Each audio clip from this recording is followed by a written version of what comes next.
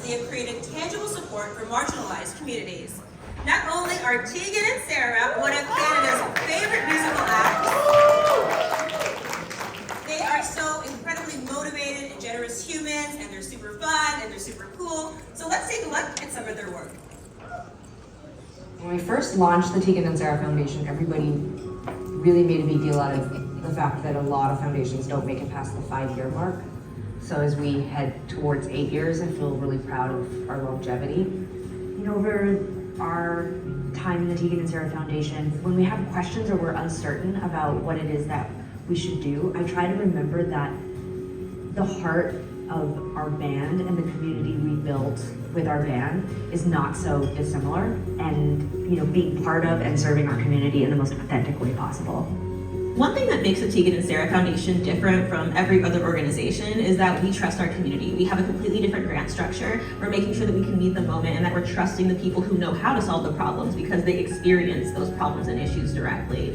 I think just the ability to make really quick decisions and really values-aligned decisions. I think the board and staff are such an incredible collection of people who are really passionate about the work that we do. I think that our foundation being so nimble and so ready to be able to disperse funds and resources when the community needs it was something that was really empowering in a time when so many of us felt so powerless. We are not following any rule books. We are writing the script as we go. We are listening, we are adaptive. This is a foundation that is extremely responsive because we are leading with love and we are responsive to people who are interested in a movement built around dignity, respect, hopefulness. The hopefulness for me a lot has to do with the beautiful people that are on the board of directors, the beautiful community that we serve. It's always inspiring because there's just so much love. You can be who you are and also be supported by the Tegan and Sara Foundation. We can learn from each other, we can show up in solidarity, and importantly, we can redistribute the privilege that we individually have for the solidarity and upliftment of the people who don't. Well, being proud of the achievements of the Tegan and Sara Foundation could take all day. I'm most proud of the way that the organization continues to listen, learn, be open to moving quickly when there's a new need or a new opportunity to make a difference. Right now, what I think is really unique about the Tegan and Sara Foundation is that we are not experts in one thing. We have an amazing network and knowledge base that relies on people in the communities to tell us what they need. And I think we're excellent conveners, we're excellent networkers, and I think that that's our strength. It's been our strength to date, and I hope it continues to be a significant part of the work that we do. From day one, the Tegan and Sara Foundation established that we wanted to meet the needs of the community, and the community is changing all the time. And so the needs of the community are changing all the time. And I think one of the things that makes Tegan and Sara Foundation so unique and different is what made Tegan and Sara so unique and different. And that is just our inescapable sense of wanting to share space and be curious and to give back and create community and space and care for people.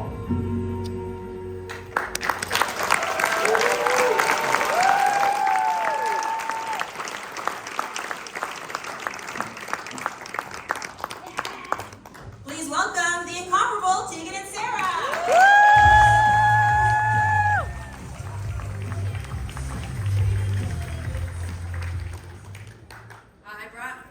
My manager printed out our speech because there's a teleprompter, but I was so worried we'd be too short, and thank God she printed this out.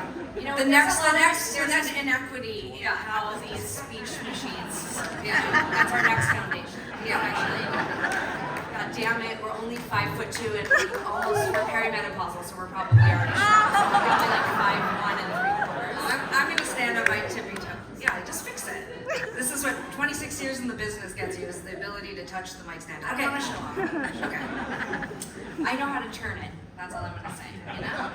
Yeah. Thank God you said that. Okay. My name is Tegan. We are in a band called Tegan and Sara. We're We're very excited to be here. I want to give a big shout out to Departure for having us, and also want to just state that we're supposed to be on a break, a year off, but we did come out of hibernation because we really believe in the Canadian music industry. We are very proud to be Canadian. We are very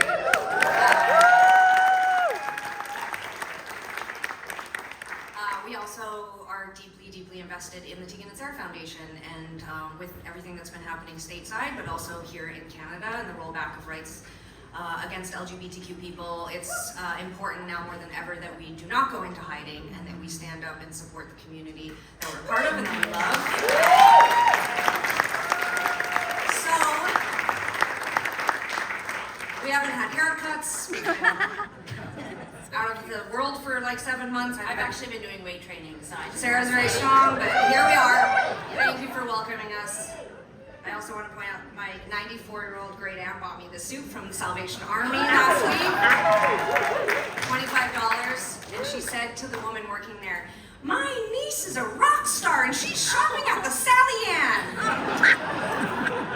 And I said, "My name's Sarah." Anyway, on to the speech, but thank you so much for the warm welcome. Sarah and I started our band 25 years ago in Calgary, which is where we grew up. We were still teenagers in high school when we discovered that we had a passion for writing songs and making music.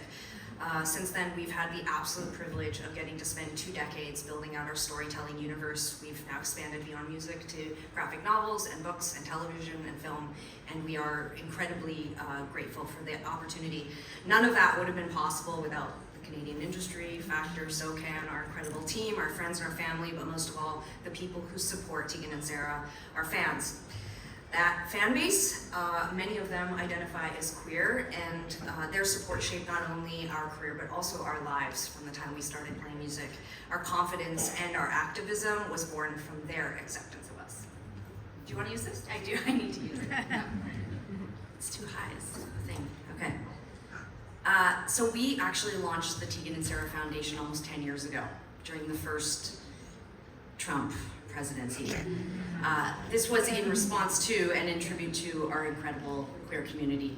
Over the course of our lives, we've seen amazing strides for 2S LGBTQ+ people, but we've also witnessed serious setbacks, and the attacks the queer community is facing right now, particularly the trans community, are unprecedented. Other words, yes, other words that I would use are terrifying, destabilizing, demoralizing. As a foundation, we've always moved from a place of hope and optimism, but it would be naive to tell you that the future doesn't feel uncertain. This is a crucial moment in our history. Since our founding, our approach has crystallized. The Tegan and Sara Foundation funds community-based grassroots organizations, groups with a deep understanding of how to serve the queer community, but are often overlooked by major funders. We see the potential in these organizations. When big funders hesitate to invest in small-scale, high-impact solutions, that's where Sarah and I show up, right in the middle of it, doing what we've always done.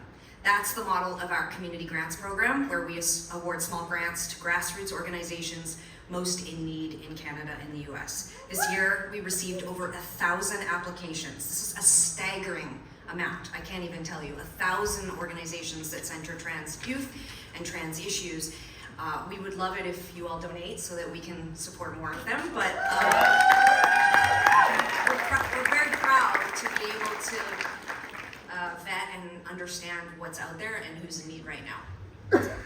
So a lot of these organizations are getting right to the heart of that need, and more than half of our applicants, of that 1,000 applicants, they serve trans people directly or run trans-focused programs, and over a quarter specifically serve communities of color. The final 24, we only funded 24, that we selected represent some of the most innovative, inspiring, and impactful solutions, and some of the most diverse communities across North America.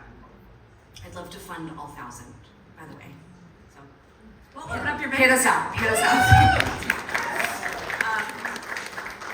These organizations are providing resources to queer people who are incarcerated, to housing trans people who are experiencing homelessness, to empowering Indigenous educators to create inclusive environments for Two-Spirit youth. Because of the model that we wrote perfected. I don't know if we've perfected it, but God, we're trying. our willingness to identify and fund innovative solutions, we hope we can reach across issue areas and communities through our grantees. These organizations might be small compared to the national ones that most of us can name right now off the top of our head, but they're the ones that queer people in underserved areas are calling for when they need help. And right now, honestly, they need our help more than ever. That's why we are not afraid to invest in the potential of 2S LGBTQ+ communities. Their ideas are bold, their impact is real, and we are proud, we are so proud to use our platform and resources to help them realize their potential. Okay.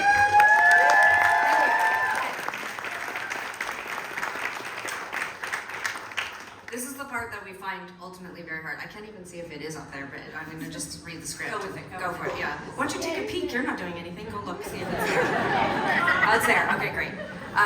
So we often hear, I don't know how to help, or how can I help? This link right here, that's how you help. Our average community grant is $2,500. That's what it costs to send one LGBTQ youth to LGBTQ summer camps. The Tegan and Sara Foundation sends kids to nearly every LGBTQ summer camp in North America. And I want to point out that this isn't just a space where LGBTQ youth get to be together. They get to see queer adults. They get to see what the potential for their life looks like. And I think that that's an integral part of why these summer camps have been one of our biggest programs every single year for the last 10 years. It's my pride and joy. It's heartbreaking to hear these young people's stories. For some of them, it's the first time they're meeting queer adults. And so it's a huge part of what we do. Maybe your passion is healthcare. That's such a Sarah opening.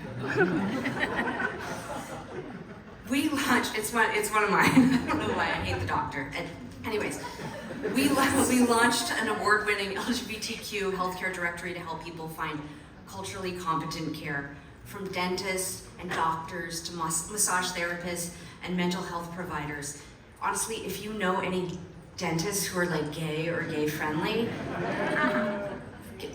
make yourself known, people. I mean, one of our top searches on the LGBTQ database is for dentists. Like, I don't know. I mean, I don't want my dentist to be gay, but it's like, I mean, it's not like a choice. Like, I'm not like anti-gay dentist, you know. I'm just like, I never thought that was a thing. Like, they were gonna be like, you have gay teeth, you know, and like discriminate. But you know, it happens. Anyways, let me just also say, do not underestimate what a small donation can do. We launched our foundation 10 years ago, and we have people who've been donating $5 a month, Mom, since we started. That adds up. That adds up. Even if you only have $5 that you can donate a month, we would be so proud to have you as a follower, grantee, donator, whatever they use now. Donor. Okay, this is the last bit, I swear, and then we'll get the hell out of here. But we know there are a lot of artists and industry in the audience tonight. If you are interested in partnering with Sarah and I and the Tegan and Sara Foundation, whether it's a one-time donation, $1 per ticket sold on tour, or a creative collaboration, or having Sarah at your birthday party, just reach out. We're available. We need partners who are invested in making sure our community doesn't just survive this moment, but thrives. We need partners who want to be on the right side of history when the pendulum swims back to humanity, and we believe it will. Sarah and I have donated a portion of our ticket sales, our royalties, our merchandise. We are here this week donating our time to our foundation. We believe in redistributing wealth. We believe in putting our money where our mouth is. If you have ideas, if you have money, come and find us. Thank you so much for your time.